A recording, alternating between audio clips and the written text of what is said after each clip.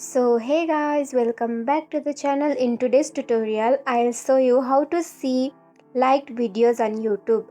So let's get started. At first, make sure you have the YouTube app downloaded from the Google Play Store or App Store and make sure you have logged into your account. So let's open it. In the home screen you can see your profile. Click on it and scroll down. Here you can see the options called watch later private and liked videos private. You can click on liked videos private. Here you can see all the videos which you have liked.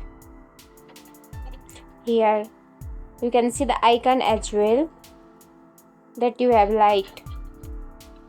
So that's it. If you like this video and if you think this video is helpful, don't forget to like, subscribe and hit the bell icon for more easy tutorials. I'll see you in the next video. Till then, bye bye, take care, have a great